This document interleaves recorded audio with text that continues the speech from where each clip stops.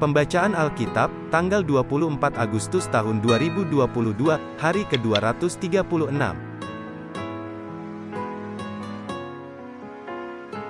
Yehezkiel pasal 20. Kasih dan hukuman Allah dalam sejarah Israel. Demi aku yang hidup, demikianlah firman Tuhan Allah. Aku akan memerintahkan kamu dengan tangan yang kuat, dan lengan yang teracung, dan amarah yang tercurah.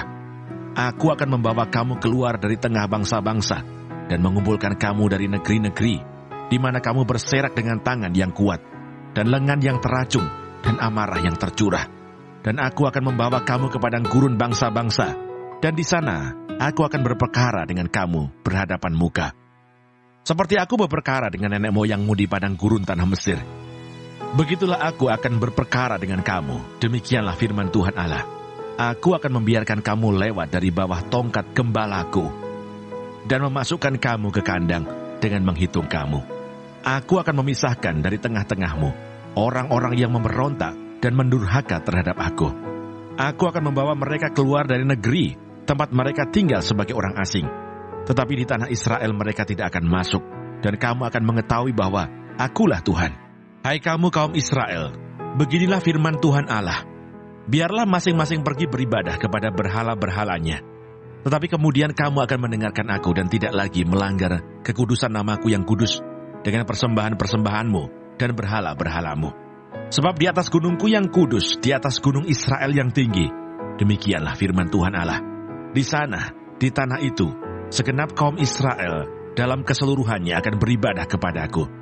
Di sana aku akan berkenan kepadamu, dan di sana aku akan menuntut dari kamu persembahan-persembahan khususmu, dan sajian-sajianmu yang terpilih, segala yang kamu kuduskan.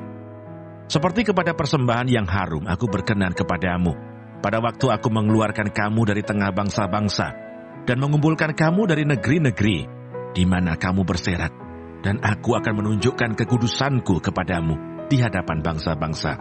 Dan kamu akan mengetahui bahwa akulah Tuhan. Pada waktu aku membawa kamu masuk ke tanah Israel, ke negeri yang dengan sumpah telah kujanjikan memberikannya kepada nenek moyangmu.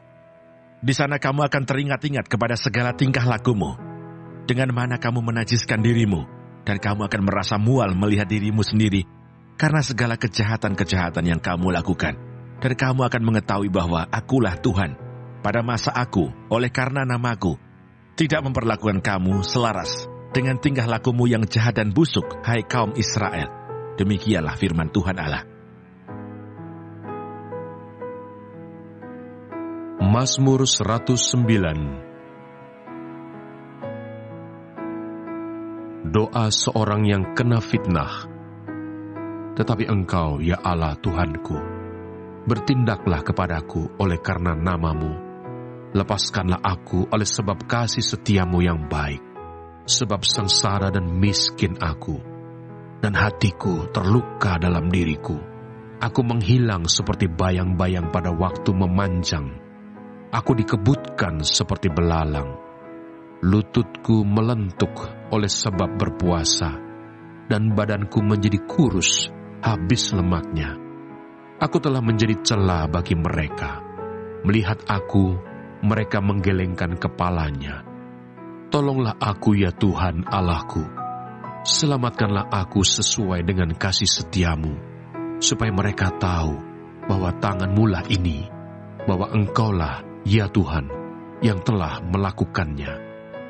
Biar mereka mengutuk, Engkau akan memberkati. Biarlah lawan-lawanku mendapat malu, tetapi hamba-Mu ini kiranya bersukacita. Biarlah orang-orang yang mendakwa aku berpakaian noda dan berselimutkan malunya sebagai jubah. Aku hendak bersyukur sangat kepada Tuhan dengan mulutku, dan aku hendak memuji-muji Dia di tengah-tengah orang banyak, sebab Ia berdiri di sebelah kanan orang miskin untuk menyelamatkannya dari orang-orang yang menghukumnya. Lukas pasal 6.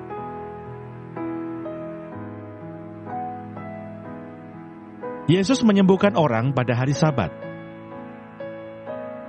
Pada suatu hari Sabat lain, Yesus masuk ke rumah ibadat lalu mengajar.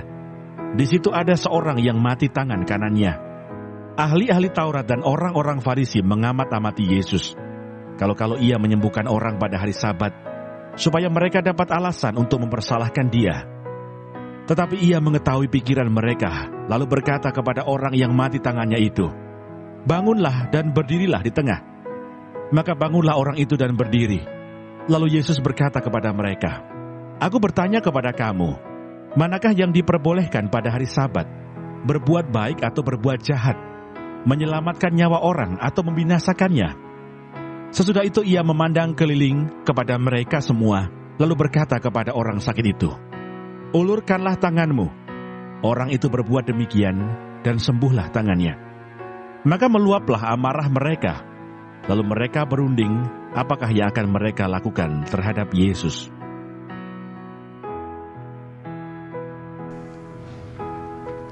Terima kasih, Tuhan Yesus memberkati.